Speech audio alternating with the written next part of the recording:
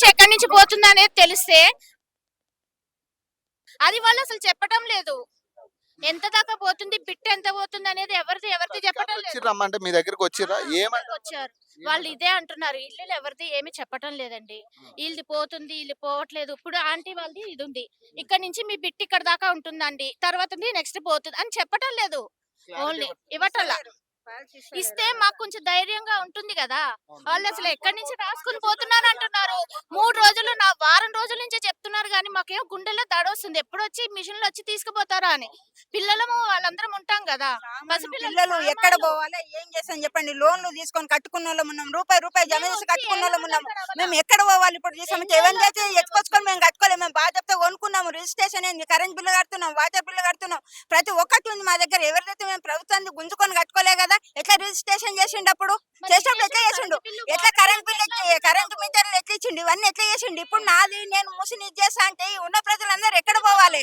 Road మీద పడతాం. మా పిల్లలు ఏం కాదు, ఎక్కడో డబుల్ బెడ్రూమ్లు ఇస్తా అంటే మా పిల్లల చదువులు ఏం కాదు, మేము చేసుకునే వ్యాపారం ఏం కాదు, రోజు పని చేసుకుంటాం. మేము ఎక్కడ పోయి ఎక్కడ చేస్తాం? ఏ అడవులలో మాకు పనులు దొరుకుతాయి చెప్పండి మీరు? మీకు నోటీసులు ఇచ్చిర్రా? మార్క్ చేసి మార్క్ చేయడానికి వచ్చిండ్రు. ప్రొద్దున ఎంఆర్ఓ వచ్చింది ఇక్కడికి. ఎంఆర్ఓ వస్తే ఎంఆర్ఓని అడిగినా మేము, ఏందమ్మా ఎక్కడికి వచ్చిండ్రు, ఏం చేయడానికి వచ్చిండ్రు అని అడిగితే, మేము రివర్ బెడ్ లో ఎవరైతే రేకుల షెడ్లు ఉన్నాయో అవి తీయడానికి వచ్చినామని అన్నారు. ముందుకు వచ్చేసి అక్కడ రేకులు అన్నిటికీ మార్క్స్ వేసిపోయిండ్రు. వాళ్ళ నంబర్స్ తీసుకున్నారు. ఒకటి చెప్పి 4-5 టీములు దిగిండ్రు. ఇక్కడ మర్పిసి అక్కడ పోయిండ్రు, అక్కడ మర్పిసి ఇక్కడ పోయిండ్రు. ఇక్కడ వచ్చే వరకు ఇక్కడ రాస్తున్నారు. ఘోరంగా అంత మందిని పెట్టింది ఏం చేయాలని చేస్తున్నారు ప్రజలను. మళ్ళీ ఏం చేయాలనుకుంటుండే రేవంత్ ప్రభుత్వం ఏం చేయాలనుకుంటుంది? రాక్షస ప్రభుత్వం. ఇప్పుడు పబ్లిక్ పనికి రాని స్థలము గవర్నమెంట్ కి ఎందుకు పనికి వచ్చుద్ది? అప్పుడు లోన్లు ఇప్పించాడా? కరెంటు బిల్లు ఇప్పించాడా? ట్యాక్స్ కట్టించుకుంటున్నాడా? 40 సంవత్సరాల నుంచి రోడ్డు ట్యాక్స్ తీసుకున్నాడా? మున్సిపల్ ట్యాక్స్ తీసుకుంటున్నాడా? వాటర్ ట్యాక్స్ తీసుకుంటున్నాడా? అన్ని డబ్బులు వసూలు చేస్తున్నాడు కదా. ఆ డబ్బులన్నీ ఏం చేశాడు? ఇప్పుడు ఇప్పుడు ప్రజల మీద పడటానికి వచ్చిందా? రూపాయి కష్టపడి సంపాదించుకున్నోడు పోయాడు, పనికిరాని వచ్చి ఎక్కి ఈ జనాల మీద పడతాడా?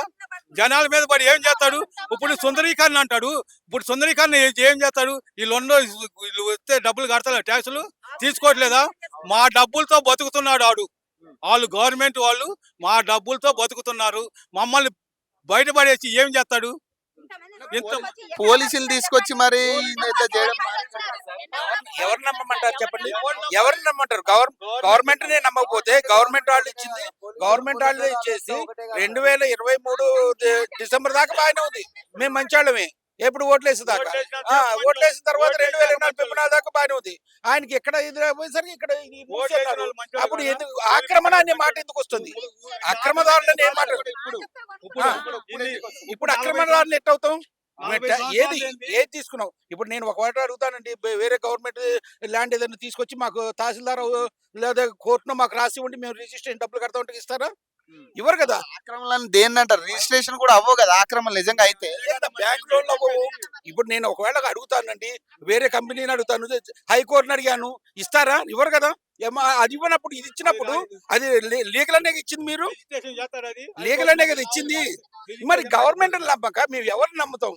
ఇప్పుడు జనాలు ఎందుకు ఇప్పుడు డబ్బులు ఇచ్చి ఇప్పుడు 1,52,000 రిజిస్ట్రేషన్ కి తీసుకున్నావు ఎక్స్ట్రా ఫీజు. మామూలు ఫీజు కంటే డబ్బులు కట్టి మేము కొనే వాళ్ళ దగ్గర కంటే మీకు గవర్నమెంట్ కి ఒక ఎంత ఉందో దానికి పరిధి బట్టి కొన్నాము. అవి కొన్నాం కదా. కొన్నప్పుడు ఆ ఫీజు తీసుకున్నారు.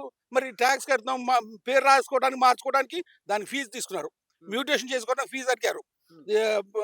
నల్ల బిల్లు మార్చుకోవాలంటే ఫీజు అడిగారు. దేనికి దానికి డబ్బులు అడిగారు, ఫీజు అడిగారు, తీసుకున్నారు. అన్ని తీసుకున్నారు. ఏమైనా గవర్నమెంటే కదా సార్. ఇప్పుడు ఎందుకు వస్తుంది? ఇప్పుడు మేము ఎట్లా ఆక్రమణలు అయ్యాం? ఇవన్నీ రోడ్లు వేసాడు, ఇన్ని స్తంభాలు వేసాడు, ఇంతమంది ఇంటి నెంబర్లు వేసాడు, ఈ రోడ్లన్నీ ఎందుకు వేయాలి? అప్పుడు ఎందుకు వేయాలి? కబ్జా కాదు కదా ఇది. గవర్నమెంట్ రిజిస్ట్రేషన్ చేసిందే కదా. ఎప్పుడుదో నాగోల్ పంచాయతీ ఇది బిట్టు. నాగోల్ పంచాయతీ ఉన్నప్పుడు లేదు గవర్నమెంట్. అది గవర్నమెంట్ కాదు, పంచాయతీ ఆఫీసు. గవర్నమెంట్ దా కాదా?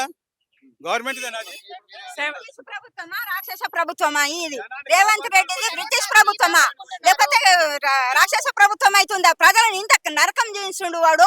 ఏం బాగుపడతాడు రేపు? ఇంతమంది జనాలను రోడ్డు మీద కేసి వాడు ఏం చేసుకో, ఏం సుందరీకరణ చేస్తాడు రేపు? ఎవడో చూస్తాడు ఈ సుందరీకరణ?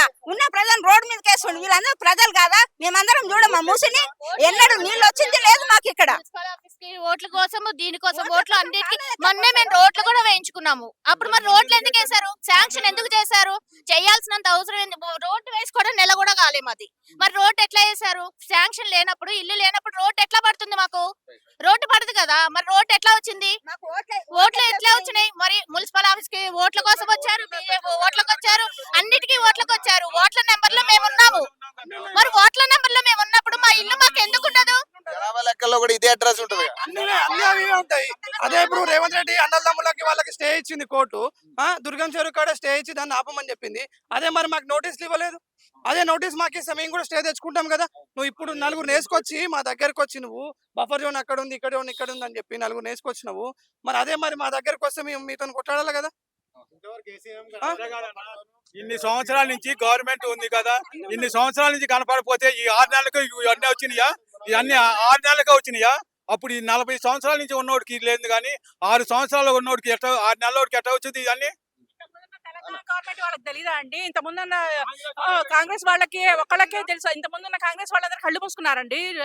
మేమేమైనా వాళ్ళు ఇల్లు ఆక్యుపై చేసామా, లేదా రిసార్ట్స్ ఆక్యుపై చేసా? ఏం చేసాం మేము? గవర్నమెంట్ అప్పుడు 78 ఇవ్వండి ఇవన్నీ మావన్నీ 78 భూములు అప్పుడు వాళ్ళ కళ్ళు మూసుకుపోయినాయి అవన్నీ వాళ్ళవి.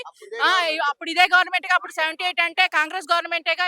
అప్పుడంతా ఏం చేయండి? ఇప్పుడు ఎందుకు రేవంత్ రెడ్డి వచ్చేసినట్టు దమ్ముంటే వాడిని మా అందరి ముందరకు వచ్చి నుంచొని మాట్లాడమండి, మేము సమాధానాలు చెప్తాం. వాడి తగ్గ సమాధానాలు.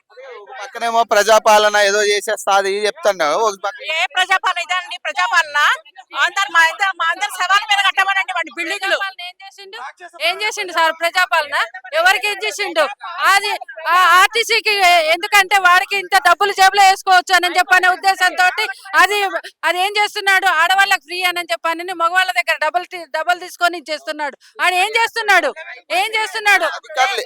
హైకోర్టు కొల్లగొట్టమనండి, మేము చూస్తాము. హైకోర్టు కొల్లగొట్టమనండి, ఉస్మానియా హాస్పిటల్ కొల్లగొట్టమని అవన్నీ ఉన్నాయి కదా గవర్నమెంట్, అవి కూడా ముస్లింలు అసెంబ్లీ సార్ ఈ హైడ్రా కూల్చేతలు ఏదైతే జరిపిస్తుందో ఫస్ట్ ఆ హైడ్రా ఆఫీస్ కూల్చమనండి. హైడ్రా ఆఫీస్ ఉన్నదే దాంట్లో. వాడు ఎట్లుంటుండ్రు? వాడిని కూల్చినాక వాడు ఆఫీస్ కూల్చినాక మా దగ్గర రమ్మనండి. ముందు వాడి ఆఫీస్ కూల్చే ఎవడైతే కూలుస్తున్నాడో వాడి ఆఫీసే దాంట్లో ఉంది. వాడికే నియత లేదు. ముందు పెద్దవాళ్ళని కూల్చాలి కానీ ముందు చిన్న వాళ్ళ దగ్గర ప్రతాపాలు మా మీద ప్రతాపాలు ఏంటండి? మా చిన్న వాళ్ళ మీద మా మీద ప్రతాపాలు చేసి మేము రూపాయి వాడలాగా స్కాములు చేసి మేము సంపాదించిన సొమ్ము కాదు ఇది. మేము కష్టపడే రూపాయి కష్టపడి కట్టుకున్న ఇల్లు సార్. ఒక్కొక్క ఇటుక, ఒక్కొక్క బేస్మెంట్, ఒక్కొక్క గోడ, ఒక్కొక్కసారి మా లోన్లు పెట్టుకొని వడ్డీలకు తెచ్చుకొని ఆడవాళ్ళ బంగారాలు తాకట్టు పెట్టుకొని పిల్లల కోసం, చంటి పిల్లలు ఉన్నారు, ఏ కిరాయి ఇంట్లో ఉంటామని చెప్పనే ఉద్దేశంతో అదిగో చిన్న కిరాణా షాప్ సార్. రోజు ఒక 1000 రూపాయలు అమ్ముకుంటాము. ఇన్ని సంవత్సరాల నుంచి రానిది మరి ఇప్పుడు ఎట్లా వాళ్ళుగా? మరి రిజిస్ట్రేషన్లు చేసేటప్పుడు తెలీదా సార్? రిజిస్ట్రేషన్లు చేసేటప్పుడు తెలీదా?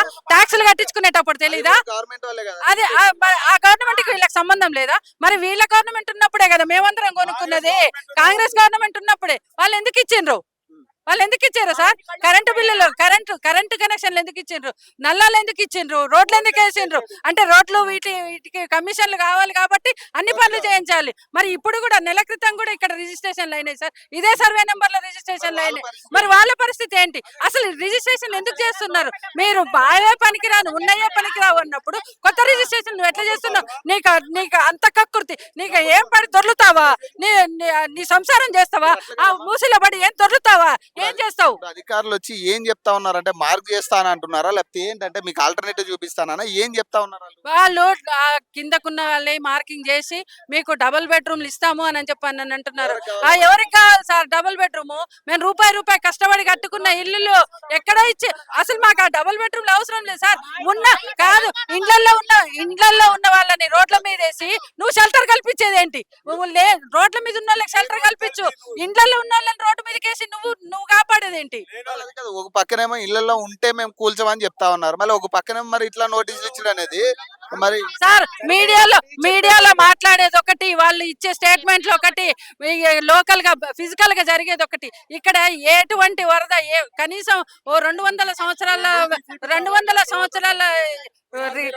రికార్డుల్లో కూడా ఏ రోజు వర్షం వచ్చిన దాఖలాలు హైవేలు నిండిపోయినాయి సార్. హైవేలు నిండిపోయిన రోజు కూడా ఇక్కడ నీళ్లు నిలబడలేదు.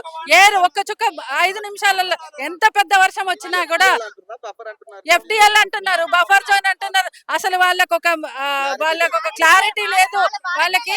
ఇప్పుడు బఫర్ అంటుంది. ఒక్కొక్క డిపార్ట్మెంట్ నుంచి వస్తున్నారు, ఒక్కొక్క మాట చెప్తున్నారు. ముందు మమ్మల్ని అక్కడ నిలబెట్టి అందరినీ మాకే రివర్ బెడ్ లో ఉన్నవి మాత్రమే మేము చూస్తానికి వచ్చాము, మీ పర్మనెంట్ స్ట్రక్చర్స్ ని టచ్ చేయడానికి రాలేదు అని చెప్పారు. వచ్చాక తీరా అక్కడికి వెళ్ళాక కొంతమంది పర్మనెంట్ వాళ్ళు ఉంటే వాళ్ళని వివరాలని అడుగుతున్నారు. మీరు రివర్ బెడ్ లో అడుగుతున్నారు, మళ్ళీ ఇక్కడ ఎందుకు అడుగుతున్నారు అది అని మాట్లాడుతుంటే ఒకళ్ళిద్దరి మీకు వివరాలు ఇప్పుడు అన్ని ఫ్లోర్లు సంబంధం లేదంటున్నారు. ఆ ఇంటి వాళ్ళు మాత్రమే చెప్పాలి. ఇప్పుడు ఎందుకు సార్ వాళ్ళ ఇష్టాచారం కూల్చుకెళ్ళిపోతారు, ఎవరు మాట్లాడద్దు? ఎందుకు సార్ మీకు ఈ వివరాలు మీరు ఏం చేసుకుంటారు? ఎందుకు మీకు ఇంత ఘనంగా వివరాలు తీసుకుంటున్నారంటే వాళ్ళు మాకు చెప్పేది ఏంటంటే, అయ్యా ఇప్పుడు మీకు ఇక్కడ డబుల్ ఫ్లోర్ ఉంది, అక్కడ సింగిల్ ఫ్లోర్ ఉంది, ఆ పక్కన ఓన్లీ ఫ్లోర్ ఉంది, మొత్తం గ్రౌండ్ ఫ్లోర్ ఉంది, అందరికి ఒకే రకంగా కాంపిటీషన్ కట్టరు కదా, వీళ్ళకి ఇంత ఇంత గజ స్థలం ఉంది, ఇంత ఇది ఈ డీటెయిల్స్ రాస్తున్నాం. రాయకుంటే ఎట్లా చేస్తారు? రేపు పొద్దున ఏదైనా మాట్లాడాలంటే ఇంత బడ్జెట్ అవుతుంది, ఇంత ఇది అవుతుందని అనాలిసిస్ రిపోర్ట్ ఇవ్వాలి కదా. వీళ్ళు ఎవరు విల్లింగ్ గా లేరు అని మేము రాయాలి కదా, అందుకని రాస్తున్నాం అంటున్నారు. మీ దగ్గర అన్ని డేటా ఉంటాయి కదా, ఆధార్ కార్డు కొడితే మీకు మొత్తం వస్తాయి. రెవెన్యూ డిపార్ట్మెంట్ లో మేము పర్మిషన్ తీసుకున్న రికార్డు లేవు, యాజ్ పర్ రెవెన్యూ రికార్డ్సే కదా మీరు చేసేది. మళ్ళీ కొత్తగా ఏం చేస్తున్నారంటే ఉన్న చేంజెస్ నే మేము నోటిఫై చేస్తున్నాము, ఏమేమి ఉన్నాయి, ఎంత ఉన్నాయి, నెంబర్ కొడితే మొత్తం డీటెయిల్స్ వస్తాయి కదా, ఏముంది ఏడుంది. ఇప్పుడు మరి అదే మాట మేము అడిగితే ఈ లోపు ఏం చేశారు, 1-2 రెడ్ ఇళ్ళకి వెళ్ళి వాళ్ళు ఏదో రెడ్ పెయింట్ అయిపోయారు. పోయేసరికి ఇక్కడ ఆ బస్తీ వాళ్ళు భయభ్రాంతుల్లో చేసి ఒక 5-6 టీములుగా వచ్చి కొంతమందిని అటు విడగొట్టి పోలీసుల్ని పెట్టుకొని, పోలీసులు కూడా మరి వాళ్ళకే గవర్నమెంట్ కే సపోర్టా? డబ్బులు ఇచ్చేది పైసలు ఎవరి జీతాలు సార్? ఎవరి జీతాలు సార్? వాళ్ళు కట్టేది ఎవరి మనవి మా మీద దౌర్జన్యం ఏంటి? అధికారులు అందరి జీతాలు కూడా ట్యాక్సుల నుంచే కదా. మరి వాళ్ళకి మాకు సమాధానం చెప్పాల్సిన బాధ్యత లేదా? మరి ఏ రోజు చెప్పలేదు కదా. మరి రిజిస్ట్రేషన్లు చేసినాక 20 ఏళ్ళు లేరు, వెళ్ళిపోయారు. 20 ఏళ్ళు 30 ఏళ్ళు అవుతుంది. మరి ఇన్ని సంవత్సరాలలో ఏ రోజు వచ్చి మరి మీ ఇల్లు పోతుందని చెప్పని ఎందుకు చెప్పలేదు?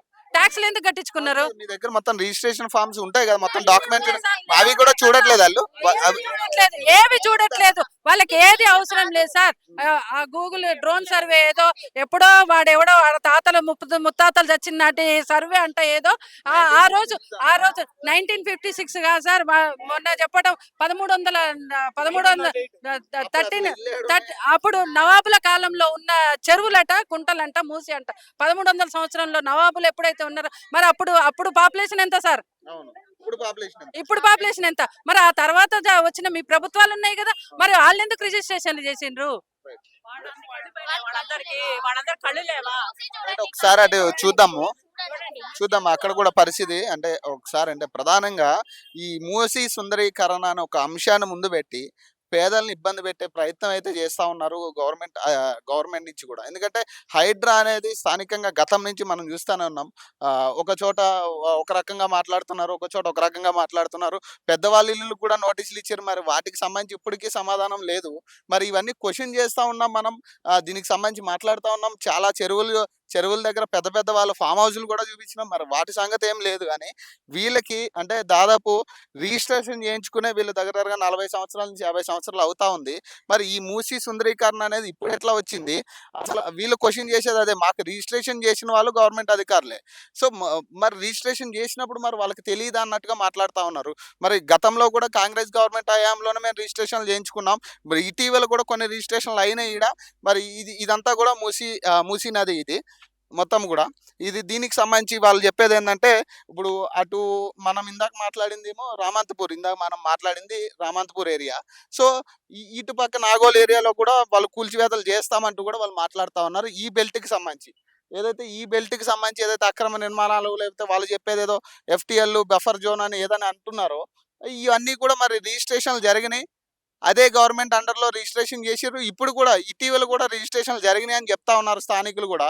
మరి వీళ్ళకి ఆల్టర్నేటివ్ చూపిస్తా అన్నారు. ఎంతమందికైనా ఆల్టర్నేటివ్ చూపిస్తారు? దాదాపు మీరు చెప్పేదే ఈ బెల్ట్ లో 2600 ఇల్లులు మేము అక్కడ గుర్తించామని కూడా వాళ్ళు చెప్తా ఉన్నారు. సో దాదాపు 2600 ఇల్లులు అంటే మీరు డబుల్ బెడ్రూమ్లు ఎంతమందికి ఇవ్వాలా?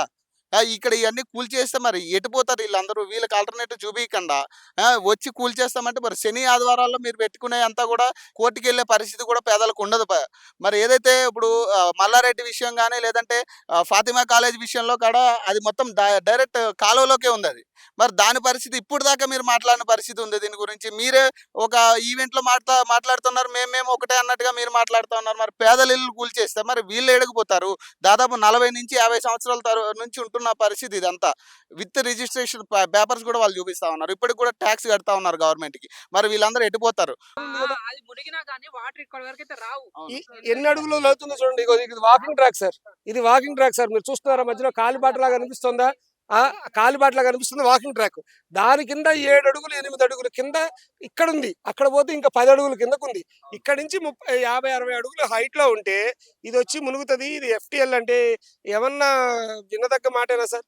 హాస్యాస్పదంగా కదా ఇంత హైట్ మునిగి ఈ మా ఇళ్లలోకి నీళ్ళు వచ్చి మా ఇళ్ళు కొట్టుకుపోయి ప్రజలు కొట్టుకుపోయి మేము కట్టిన కట్టడాల వల్ల వాళ్ళకి ఏమైనా ఇబ్బంది అవుతుందా? ఇది ఏమన్నా పోనీ చెరువు కాదు కదండి, మూసి నదీ తీరం. నీళ్లు పోతూనే ఉన్నాయి కానీ ఎక్కడ స్టాగ్నేట్ అయ్యే పరిస్థితి ఉందా? ఒక్క చోట కూడా లేదు. ఇవన్నీ కూడా చెప్తూ ఉన్నాము. వాళ్ళు మాకు చెప్పడం ఏమంటే ఇక్కడ ఎదురుగుండా బ్లూ షెడ్ చూపిస్తున్నారు. ఆ రామాంతపురం బ్లూ షెడ్ అది చూడండి. వాళ్ళు ఎంత మూసి ఎడ్జ్ లో ఉన్నారు. అలా ఉండడం ప్రమాదం. అది ఉండకూడదు అట్లా. అది ఎన్క్రోచెస్మెంట్. అలాంటివి మాత్రమే మేము తీయడానికి వచ్చాము. మీరేం భయాందోళనకు గురవద్దని చెప్పి వచ్చి తర్వాత వరుసగా ఇక్కడ పెట్టిగో ఈ ఇల్లుంది, ఈ ఇల్లుంది, ఈ ఇల్లుంది. అపార్ట్మెంట్ వరకు కూడా మొత్తం తీసేస్తా అంటున్నారు. జనప్రియ అపార్ట్మెంట్ కూడా. ఇప్పుడు మళ్ళీ ఆ ప్రజలంతా ఎక్కడికి పోవాలి? మరి డబుల్ బెడ్రూమ్ లో ఫ్లాట్ లోకి వెళ్ళాలంటే మరి అపార్ట్మెంట్ లో అందరికి ఇస్తారా? మరి పక్కనే ఉన్న ఇండిపెండెంట్ హౌస్ వాళ్ళకి మరి వాళ్ళకు కూడా చూపిస్తా అంటున్నారు. కానీ ఇప్పటికిప్పుడు ఎక్కడ కట్టిస్తారు ప్రజలకి? మేమంతా ఏమైపోవాలి ఖాళీ వాళ్ళం మరి. అంటే దాదాపు వాళ్ళు చెప్పేది ఏంటంటే ఉద్యోగాలు మా జీవన భృతులు ఇక్కడ పని చేసుకునే వాళ్ళు ఇక్కడ దగ్గరగా ఉండి ఇళ్లలో పని చేసుకునే వాళ్ళు ఉన్నారు. ఇక్కడ దగ్గరగా వృత్తులు చేసుకునే వాళ్ళు ఉన్నారు. ఉద్యోగాలకు వెళ్ళే వాళ్ళు ఉన్నారు. ఇక్కడ దగ్గరలో చదువుకునే స్కూల్ పిల్లలు ఉన్నారు. ఇక్కడ నుంచి ఇప్పటికిప్పుడు వాళ్ళు తీసుకెళ్లి ఎక్కడో సుష్మా అవతల హైత్ నగర్ అవతల వాళ్ళకి ఎక్కడ వీలుంటే అక్కడ వసతి మేము సమకూరుస్తామని చెప్పి తీసుకెళ్లిపోతే రోజు దింపుకోవడానికి ఇంకా ఇప్పటికి అయిపోయింది ఎడ్యుకేషనల్ ఇయర్. ఇప్పుడు ఏం మాసం సార్? సెప్టెంబర్ మాసం, అక్టోబర్, నవంబర్, డిసెంబర్, జనవరి, ఫిబ్రవరి, మార్చి 6 నెలలు 7 నెలలు ఎట్లా తిప్పుకుంటారు సార్ పిల్లల్ని? రోజు తిప్పడానికి అవుతుందా? అసలు నోటీస్ ఇవ్వటం కానీ చెప్పటం కానీ ఇక్కడ వాస్తవికంగా ఇంత హైట్ వస్తుందా? రానప్పుడు ఎందుకు ఈ ప్రాంతాన్ని అంతా ఇది చేయటం, ఇబ్బంది పెట్టడం? దాదాపు వాళ్ళు చెప్పేది ఏంటంటే 13,000 ఇల్లు కబ్జా అయినాయి ఈడ అని చెప్తున్నారు. మూసి పరివాహిక మొత్తం. అంటే ఇప్పుడు 13,000 మందికి వాళ్ళు డబుల్ బెడ్రూమ్ ఇల్లు ఇవ్వాలి కదా. మరి అసలు ఫస్ట్ అది ఇవ్వాలి కదా. ఎందుకు భిక్షగాళం చేస్తున్నారు ప్రజల్ని? ఎవరు డబుల్ బెడ్రూమ్ ఇల్లు అడిగారు? మేము ఎవరైనా వచ్చి ప్రజలు ఎవరైనా వచ్చి సార్ మాకు డబుల్ బెడ్రూమ్ ఇల్లు కావాలి, మాకు వాటర్ కనెక్షన్లు కావాలి, మాకు రోడ్లు కావాలి, మాకు లైట్లు కావాలి, ఇట్లా మేము ఈ ప్రాంతంలో వాళ్ళు ఏ ప్రాంతంలో అడిగారో ఆ ప్రాంతానికి చెయ్యి. నువ్వు ఎక్కడ కావాలో అక్కడ చెయ్యి. నువ్వు మూసి పరిరక్షించాలనుకుంటే దీంట్లోకి రాకుండా నువ్వు కావాలంటే రిటైనింగ్ వాల్ కట్టుకొని రిటైనింగ్ వాల్ కట్టేసి దాని ఎమ్మటే మొక్కలు పెట్టించు, లెంత్ పెంచు, అది చెయ్యి. కానీ ఉన్న ఇల్లు ఫస్ట్ ఇల్లు కొట్టేయటమైనా పరిష్కారం దీనికి? ఇంత టెక్నాలజీ పెరిగి ఈ కాలంలో కూడా మూసీలో మరి మన MGBS లో ఉన్న మెట్రో పిల్లర్లు అవన్నీ ఎందులో ఉన్నాయి? మూసీలో లేవా? అప్పుడు టెక్నాలజీ ఉంది, ఇప్పుడు టెక్నాలజీ లేదా? వాళ్ళు ఏమైనా కట్టాలనుకుంటే ఇక్కడ మూసి అమ్మట పిల్లర్లు వేసి కట్టుకోకూడదా? ఎన్ని చెయ్యొచ్చు సార్. తరుణోపాయాలు చాలా ఉన్నాయి. ఇదేంటంటే అల్టిమేట్ గా కొన్ని సంవత్సరాల తర్వాత దీన్ని ఒక వ్యాపార కేంద్రం, వ్యాపారంగా మార్చుకోవాలి. దానికి కావాల్సిన ప్రతిబంధకాలు, దానికి ఒక అందమైన పేరు, సుందరీకరణ పేరు. దీనికి ఒక సుందరీకరణ అని ఒక సుందరమైన పేరు, ఆ పేరు పెట్టుకొని వాళ్ళు కావాల్సిన వ్యాపారాలు చేయడానికి తప్ప నిజంగా ప్రయోజనం అయితే బాబు మీ ఇల్లు మాకొద్దు, మా ఇళ్లలో మమ్మల్ని ఉండనియండి. లేఅవుట్లు ఉన్నాయి ఇక్కడ. ఇప్పుడు మీరు చూసిన ఏ ఇంటికి కూడా ప్రతి ఇల్లు కూడా లేఅవుట్ లోనే ఉంది. ప్రతి ఇల్లు కూడా పహాణీలు ఉన్నాయి. ప్రతి ఇంటి కూడా లోన్లు ఉన్నాయి. ప్రతి ఇంట్లో వాళ్ళు కూడా లోన్లు కట్టుకుంటారు. 10,000, 20,000 ఒకళ్ళు చేస్తే ఉద్యోగాలు చాలా అని చెప్పి ఆడవాళ్ళు 10,000 జీతాలకి, 20,000 జీతాలకి, 8,000కి, 9,000కి పళ్ళకి ఉరుకుతున్నారు. పాపం ఒక్కొక్కళ్ళు స్కూళ్ళలో పిల్లల్ని స్కూల్లో దింపుకొని మారుతి వ్యాన్లు EMIలు తెచ్చుకొని ఇవి చేసుకుంటూ ఇలా జీవనం గడుపుతూ ఉన్నారు. మళ్ళీ సంవత్సరం ట్యాక్సులు ఒక్కటి కూడా మిస్ కావట్లేదు. నల్లా బిల్లులు మిస్ కావట్లేదు. అన్ని బరాబరుగా తీసుకుంటున్నారు. అన్ని మేమేం కంప్లైంట్ చేయలేదే, మాకు ఈ ప్రభుత్వం మాకు ఇది చేయట్లేదు, అది చేయట్లేదని. ఏ రోజున ఇక్కడ వరద వచ్చింది, దీనివల్ల మేము ఇంత ఇబ్బంది పడ్డామని ఏ రోజున ఒక వీడియో ఈ కాలనీల నుంచి ఒక వీడియో అప్డేట్ అయిందా? ఏం లేదు. ఏమీ లేనప్పుడు ఎందుకు ప్రజల్ని లేని చోటకు వచ్చి హాయిగా ఇక్కడ ప్రశాంతంగా ఉన్నారు. నీకు ఒక పని తప్పింది, ఓ కిలోమీటర్ లెంత్ 2 కిలోమీటర్స్ 3 కిలోమీటర్స్ ఇక్కడ ప్రజలు ఎవ్వరు నిన్ను ఏమీ అడగట్లేదు, మాట్లాడతలేదు. నువ్వు ఎన్ని ఏరియాలు ఇచ్చారండి ఇక్కడ మొత్తం? మీకు ఏమైనా ఐడియా ఉందా? ఈ మొత్తం మీ ఏరియాలో మారుతి నగర్, పనిగిరి కాలనీ, సత్యానగర్ సత్యనగర్, వినాయక నగర్, ఇంకోటి జనప్రియ, 4 ఇచ్చారు. ప్రజానివాస్. ప్రజానివాస్ కూడా అవన్నీ బఫర్ జోన్ల కింద వస్తున్నాయి. అవన్నీ ఈ మూసీ కింద పక్కనే ఉన్నాయని చెప్పేసి అంటున్నారు. అంతేగా వాళ్ళు ప్రధానంగా చెప్పేది వాళ్ళు బఫర్ FTL అంటారు వాళ్ళు. అంటున్నారు. కాకపోతే అది అటు అటు వాళ్ళకి తెలియట్లేదు, ఇటు వాళ్ళు కూడా అది బఫర్ జోన్ అంటున్నారు, FTL అంటున్నారు. వాళ్ళకే క్లారిటీ లేదు అసలు. మళ్ళీ మాకు చెప్తున్నారు ఇవి బఫర్ జోన్ లో ఉంది, FTL ఉంది అంటే అసలు బఫర్ జోన్ అంటే ఏంది, FTL ఏంటి, వాళ్ళు క్లారిటీ చెప్పట్లేదు కదా. చెప్పాలి కదా మాకు ముందు ఒక మ్యాప్ ఇచ్చారు సార్ మాకు ఇక్కడ ఒక మ్యాప్ ఎవరో పంపించారు, రెవెన్యూ డిపార్ట్మెంట్ మ్యాప్ అన్నారు. దాని ప్రకారం ఏంటంటే నది ఎంత పోతుందో నది మధ్యలో నుంచి 50 మీటర్ల వరకు ఒడ్డు, అక్కడి నుంచి 50 మీటర్లు FTL బఫర్ జోన్ అన్నారు. ఇక్కడ ఆ పైకి వెళ్తే ముందు అక్కడ ప్లాంట్ సివరేజ్ ప్లాంట్ ఉంది, అక్కడేమో 10 మీటర్లు 20 మీటర్లే తీసుకున్నారు నది మధ్య నుంచి బఫర్ జోన్ కి. ఇక్కడికి వచ్చేసరికి 160 మీటర్లు ఉంది సార్ మాకు బఫర్ జోన్ స్టార్టింగ్ పాయింట్. 160 మీటర్లు ఎట్లా తీసుకున్నారు సార్? అక్కడ 20 మీటర్లు ఏంది, ఇక్కడ 160 మీటర్లు ఏంది? మీటర్లు 50 మీటర్లు లోపు అంటారు. 100 మీటర్లు పోనీ వాళ్ళు చెప్పిన లాజిక్ ప్రకారం తీసుకుని 100 మీటర్లు నది మధ్యలో నుంచి లెక్కేసి, సెంటర్ ఆఫ్ రివర్ ఎక్కడ ఎంత ఉందో అది రివర్ తీసుకోవాలి, దాన్ని మధ్యలో నుంచి లెక్కేసి 100 మీటర్లు. అలా అన్నా కూడా ఈ హై టెన్షన్ వైర్లు దాటవు. మరి ఇప్పుడు ఫైనల్ గా ఏం చెప్తారు మీరు? మరి వాళ్ళు ఖాళీ చేయాలంటే మెయిన్ నది వచ్చేసి అక్కడ నుండేనా. మమ్మల్ని పిచ్చగాళ్ళం చేయొద్దు మీరు, దయచేసి మీరు ఏదో దాన కర్ణులు అనిపించుకోవాలని ప్రయత్నం చేయొద్దు. మీరేమి మాకు డబుల్ బెడ్రూమ్లు ఇవ్వద్దు, మా ఇళ్ల జోలకు రాకుండా ఉండి మీ పని మీరు చేసుకోండి. మీకు ఇంకా చేయాల్సిన పనులు, అభివృద్ధి చేయాల్సిన రిటైనింగ్ వాళ్ళు కట్టండి, రిటైన్ వెల్లింగ్ వాళ్ళు కట్టండి, బ్రిడ్జెస్ కట్టండి, ఇటు నుంచి అటు అనుసంధానం చేయండి. మీరు కోరుకున్న డెవలప్మెంట్ వాడెవడో వచ్చి ఎవడో చేయక్కర్లేదు, మీ జనాలే చేసి పెడతారు. మీరు ఇప్పుడు మెట్రో కడితే దాని కింద జనాలంతా ఒక పద్ధతిలో ఫాలో అవ్వట్లేదా? ఇప్పుడు ట్రాఫిక్ సిగ్నల్స్ తీసేసి యూటర్న్ కొంచెం ముందుకు పెడితే ఫాలో అవ్వట్లేదా? అలా ఫాలో అవుతారు. ఉన్న ఇల్లు అదేంటి కడుపు మీద కొట్టకుండా మనుషుల్ని చంపకుండా చేస్తారు కాబట్టి అవన్నీ జనాలు అంగీకరిస్తారు. ఇవాళ నువ్వు జనాల ఇప్పుడు పెద్దవాళ్ళు ఇంట్లో ఉన్న 70 ఏళ్ళ 80 ఏళ్ళ ముసలాళ్ళనే చూసుకుంటామా, 10 ఏళ్ళ పిల్లలనే చూసుకుంటామా, మా వృత్తులే చేసుకుంటామా? ఈ ఆఫీసర్ల చుట్టూ ఇట్లా మీడియా చుట్టూ ఇట్లా వీళ్ళందరి చుట్టూ తిరుగుతూ బతిమాలుకుంటూ ప్రతిదానికి చెప్పిందే చెప్పి ఎక్స్ప్లెనేషన్ చేసుకుంటూ కూర్చుంటామా? ఏం చేయగలుగుతాం సార్? ప్రజల ఆవేదన గమనించాలి. దయచేసి ఈ ఆలోచనని విత్డ్రా చేసేయాలి. మాకు ఇక్కడ అక్కర్లేదు, మాకు ఎటువంటి డబుల్ బెడ్రూమ్ ఇల్లు వద్దు, మాకు ఏమీ అక్కర్లేదు, హాయిగా ఉన్నాం, ప్రశాంతంగా ఉన్నాం. మా తరఫు నుంచి మీకేం కావాలో చెప్పండి. ఇల్లు కాకుండా మా ఇల్లు కొట్టేస్తాం అనే మాట కాకుండా, అయ్యా మీరు ఇక్కడ ఇది కలపద్దు, దీనికి మనం మూసీలో కలపాలంటే లేదా మనం ఏదైనా అభివృద్ధి చేయాలంటే ప్రత్యేకంగా లైన్ వేయాలంటే ఇది వరకు ఎప్పుడో చంద్రబాబు నాయుడు గారు వాళ్ళు ఇది వరకు ప్రభుత్వాలు ఉన్నప్పుడు చెప్పారు, అదేంటి 70-30 బేస్ ఆ పాలన దాన్ని ఏదో అనేవారు, స్కీమ్ ఏదో ఉండేది, మరమహోత్సవం అని చెప్పి అదని చెప్పి ఇదని చెప్పి స్కీమ్స్ పెట్టేవాళ్ళు, ప్రజాపాలన అని చెప్పేవాళ్ళు, మన ఇల్లు మన గృహాన్ని పెట్టేవాళ్ళు. దాని పారిశుద్ధ్యం కోసం 30% ప్రజల దగ్గర నుంచి చేసేవాళ్ళు, 70% గవర్నమెంట్ పెట్టి చేసేది. అట్లా ఏమైనా స్కీములు తెచ్చుకొని ఇంత కట్టండి, ఇన్ని ఇల్లు ఉన్నాయి, ఇది చేయాలంటే దీన్ని సుందరీకరించాలంటే నువ్వు ఇంటికి ఒక 10,000 పడుతుంది ఖర్చు ఇవ్వండి అంటే, ఇన్ని ఇళ్ళ వాళ్ళు ఇచ్చే డబ్బులు సరిపోతాయి. మీరు కూల్చడానికి పెట్టే ఖర్చుతోటి మీరు అసలు ఇళ్ళనే మీరు చేసే పనులు చేయాలనుకునే పనులన్నీ కూడా దిగ్విజయంగా చేయొచ్చు. అది ప్రధానంగా అంటే ఇక్కడ ఏదైతే వాళ్ళు చెప్తా ఉన్నారు స్థానికులు కూడా ఖచ్చితంగా అంటే మమ్మల్ని వదిలేయండి.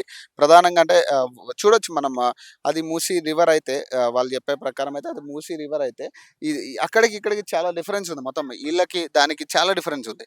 మరి ఇది ఎందుకు ఇటు సైడ్ ఎందుకు కొంత వాళ్ళు కూడా అధికారులు వచ్చినప్పుడు మాట్లాడినప్పుడు ఏంటంటే వాళ్ళు చెప్పారంట, ఫస్ట్ అయితే మీవేం పోవమ్మా, పర్మనెంట్ ఇల్లు ఏం మేము తీయం, షెడ్ లాగా ఉన్న ఏదైతే ఉన్నాయో అవి తీస్తామని కూడా వాళ్ళు చెప్పారంట. కానీ ఇప్పుడు వస్తే ఉదయం వచ్చేసి వాళ్ళు ప్రతి ఇంటికి కూడా మార్క్ చేయడం మొదలు పెట్టారంట. సో వీళ్ళు ప్రశ్నించిన తర్వాత కూడా వాళ్ళు ఏం మాట్లాడకుండా మేము మార్క్ చేస్తామన్నట్టుగా వాళ్ళు చెప్తా ఉన్నారు. మరి స్థానికులు కూడా అడ్డుకున్న పరిస్థితి వాళ్ళని. వీళ్ళు ఏమంటారు అంటే మమ్మల్ని వదిలేయండి, కనీసం మా ఇల్లులు మాకు వదిలేయండి, మాకు డబుల్ బెడ్రూమ్ కూడా వద్దు అని కూడా వాళ్ళు చెప్తా ఉన్నారు స్థానికులు. సో చూద్దాం లోపలికి వెళ్ళి అసలు మార్క్ ఎక్కడెక్కడ చేసారు అనేది కూడా చూద్దాం ఒకసారి.